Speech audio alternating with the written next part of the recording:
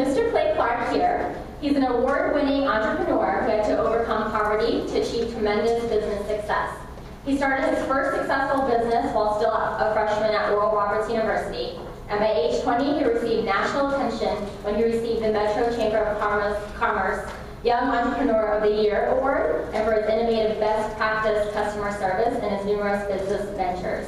At the age of 27, he was able to add the U.S. Small Business Administration Entrepreneur of the Year and the U.S. Chamber National Blue Ribbon Quality Award to his resume.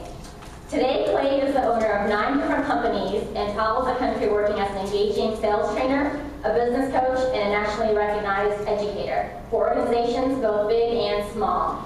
Today, speaking to us about outstanding customer service, please welcome Clay Clark. Customer Service 101, the art of providing outstanding customer service. Who here by a show of hands knows who this guy is? Who here by a round of applause knows who this guy is? Bob Ross, he draws happy trees, okay? And sometimes you watch Bob Ross and you're like, I'm not really sure what he's doing or how this works, but then he always ends up making this great painting. Have you ever sat down and watched the guy before and you're like, what is he doing?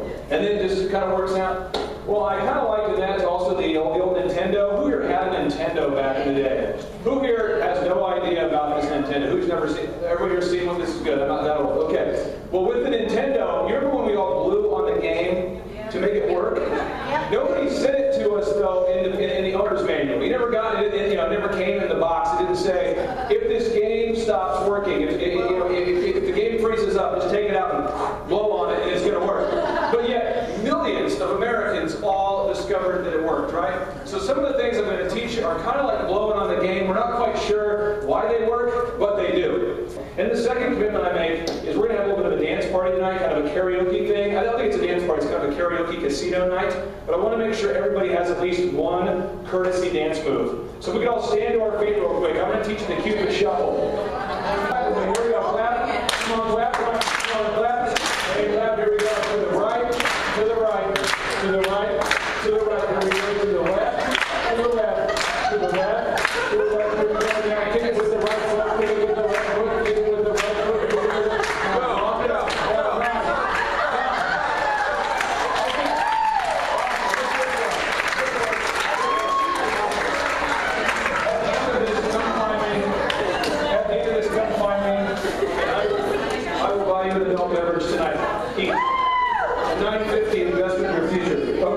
Deep thoughts. What is customer service? This is kind of an interactive format. So, what is customer service? Anybody here want to volunteer? Yes, Bueller. Anybody else? Yes, you can. Going above and beyond. Going above and beyond. Okay. Anybody else? Anybody else have any thoughts on what is customer service?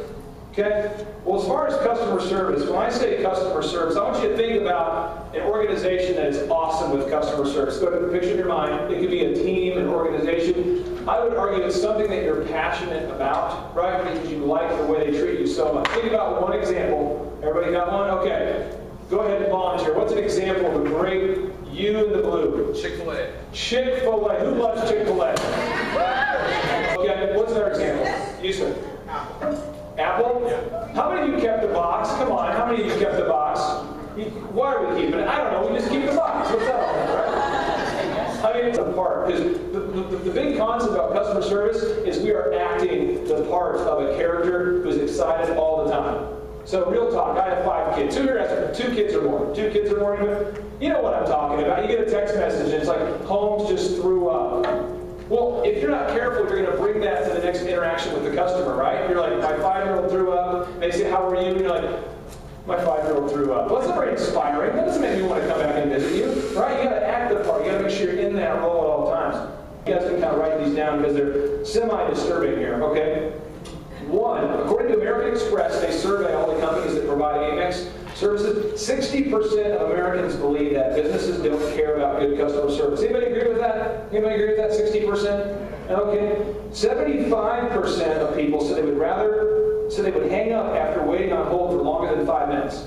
75. Who here does that? You hang up? Right? Okay. And what we're going to do today is we're going to go into the 6 steps.